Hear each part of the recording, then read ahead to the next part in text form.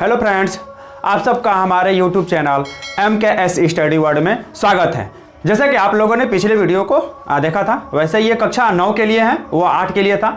आप लोग क्या कीजिए कि आप लोगों के जो भी सभ्य संबंधी हैं, यानी कि जो भी भाई बहन, जो भी आप लोगों के रिश्तेदार हैं, उन लोगों से देखिए कि उन लोगों में कौन कक्षा 8, 9, 10 और उससे नीचे वाला जो भी है, ठीक है, 10 तक आप लोग उनसे भी संपर्क कीजिए और उन लोगों तक ये वीडियो शेयर कीजिए ताकि उन लोगों तक भी ये वीडियो पहुंच सके।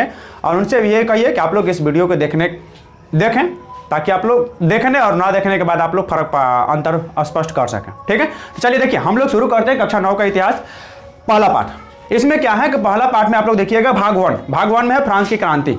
तो फ्रांस की क्रांति में आप लोग देखे थे कि इसमें जो फ्रांस की क्रांति है, देखिए इसमें भाग 1 में केवल फ्रांस की क्रांति नहीं, फ्रांस की क्रांति, रूस की क्रांति, जर्मनी की क्रांति और उसके बाद आगे मिलेगा अभी बहुत ज़्यादा क्रांतियाँ मिलेंगी। ब्रिटेन का भी ब्रिटेन कर रहे हैं, ये क्या कहते हैं कि ठीक है, ये तीनों मिलेंगे। इसमें क्या है ना कि इन तीनों के अलावा आप लोगों को भी और भी जानकारी मिलेगी, मगर भाग 1 में अभी फिलहाल में भाग 1 में ये 3 खास करके आप लोग जानना है, फ्रांस के और उसके बाद से रूस के, उसके बाद से ये क्या कहते हैं जर्मनी का। ये 3 को क्रांति आप लोगों को समझनी है। तो चलिए आप लोग तो हम उम्मीद करते हैं कि आप लोग अपने साथ किताब उताब लेकर के बैठे होंगे और आप लोग किताब के माध्यम से भी देखें और समझने का प्रयास करेंगे, है ना। तो देखिए फ्रांस की क्रांति, इससे पहले क्या है कि हम लोग इसके बारे में थोड़ा सा जानकारी ले लेते हैं।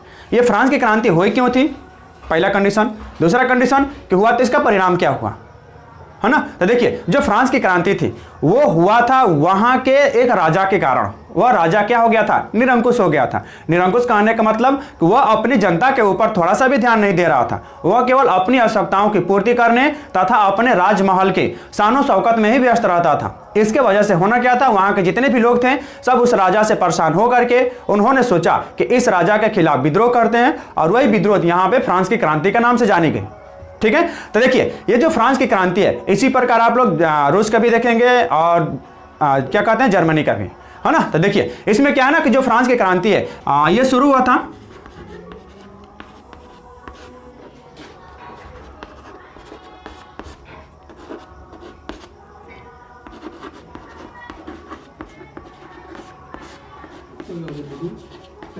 सन 1789 को। यह थी फ्रांस की क्रांति। फ्रांस की क्रांति हुआ था 14 जुलाई सन 1789 ईस्वी को यह शुरू हुआ था, या इसी में आप लोग ये भी मान सकते हैं कि 14 जुलाई सन 1789 ईस्वी में ये घटना हुई थी। किसके, फ्रांस की। जब फ्रांस की घटना ये हो रही थी तो आप लोग ये भी याद रखिए। चलिए देखिए ये जो फ्रांस की घटना थी ये शुरू हुआ था फ्रांस की राजधानी पेरिस से,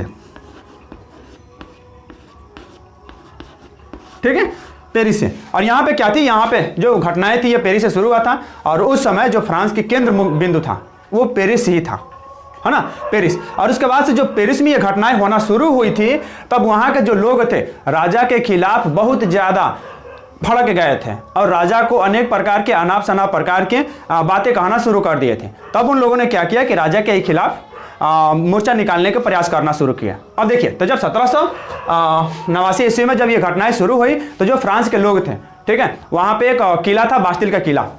देखिए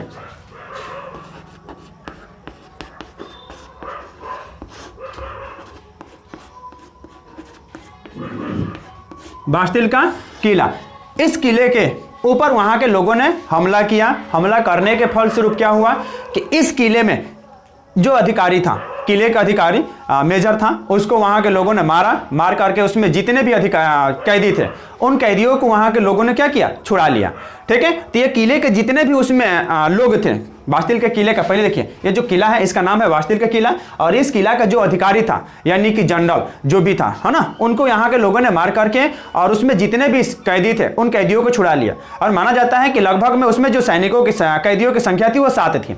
सभी को उन लोगों ने छुड़ा लिया और छुड़ाने के फलस्वरूप क्यों जो किला था, किला को पूर्ण रूप से वहाँ के लोगों ने बर्बाद कर दिया, नष्ट कर दिया। नष्ट करने के फलस्वरूप क्या हुआ, जितने भी वहाँ के लोग थे उसमें जो भी महत्वपूर्ण सामानें थी, वस्तुएं थी, उनको सब ले जाकर के बाजारों में बेच दिया। और एक बात थी, उन लोगों ने बास्तिल का किला तोड़ने का मुख्य उद्देश्य था ताकि हम लोगों को ज़्यादा से ज़्यादा हथियार मिल सके, बम बारूद गोले मिल सके। उनका मुख्य उद्देश्य ये था ताकि उन लोगों को राजा के खिलाफ आवाज़ उठाने में किसी भी प्रकार की समस्या नहीं होगी। मगर उन लोगों का जो उम्मीद था वो शायद पूरा हुआ कि नहीं हुआ, इसको हम लोग देखेंगे अगले वीडियो में। ठीक है, तो देखिए इसमें जो बास्टिल का किला था, यहीं से इन लोगों ने अपनी घटनाएं शुरू की और इसमें जितने भी प्रकार की बढ़िया वस्तु थे, यानी कि अच्छे अच्छे जो महंगे बिकने वाले थे, सबको ले जाकर के बाजारों में बिक दिए। और बाजार में जो व्यक्ति इन वस्तुओं को संजो करके रखना चाहता था, वो व्यक्ति जाकर के इन सब वस्तुओं को खरीद करके अपने संग्रहालय में रखना, और रखने के फलस्वरूप उसको आप लोग देखे होंगे कि जो भी वस्तु संग्रहालय में रखी जाती है उसे देखने के लिए बहुत से लोग जाते हैं। तो उसी प्रकार के लोगों ने बास्टिल के किले में रखी हुई वस्तुओं को खरीदा और उसको एक संग्रहालय में रखा, है ना। अब देखिए इसमें क्या था कि ये सब घटनाएं चली रही थी, मगर कुछ दिन बाद लोगों के अंदर ये कुछ लोगों ने अफवाह फैला दिया कि फ्रांस में जो राजा था वो बाहर से कुछ लोगों को बुलाया है। ठीक है, बाहर से कुछ लोगों को बुलाया है ताकि जो फ्रांस में हो रही घटना है उनको क्या किया जाए, रोका जा सके। मगर होना क्या था, ये जो घटनाएं थी रुकने का नाम ही नहीं लेती थी। और यह सुन करके कि ताकि राजा बाहर से कुछ लोगों को बुलाया है, यह सुन करके लोगों के अंदर और भी आक्रोश बढ़ गया और वो लोगों की जो गति थी ये क्रांति करने की, वो घटनाएं का जो उन लोगों का रफ्तार था और भी ज़्यादा बढ़ गया, है ना। तो जब घटनाएं का जो रफ्तार थी बढ़ गया, तो बढ़ने के फलस्वरूप क्या हुआ कि ये जो घटनाएं थी ऐसे ही लगातार चलता रहा, ये क्रियाएं या इनका जो भी कार्यक्रम था ऐसे ही चलता रहा। और बाद में चल करके क्या हुआ कि वहाँ के यानी कि फ्रांस में जो लोग थे वहाँ पे अनाज का, उसके बाद से जितने भी फल थे, सब्जियाँ थी, इन सब के दाम बहुत महंगा हो गए। तो वहाँ के जो लोग थे उन लोग क्या करना शुरू किए कि जो बेकरी वाली दुकान थी, यानी कि पाव रोटी बनाने वाली, वहाँ पे जाकर के भीड़ लगाना शुरू कर दिया। और फ्रांस के लोग सबसे ज़्यादा पाव रोटी खरीदने के लिए उन लोगों ने बड़े बड़े कतारों में, बड़े बड़ी लाइनों में जाकर के खड़े हो गए। जब उन लोगों को लाइन लगाना और बड़ी बड़ी लाइनें जब देखे बेकरी वाले ने, तो बेकरी वाले ने अपना दुकान बंद करके और वहाँ से भाग गया।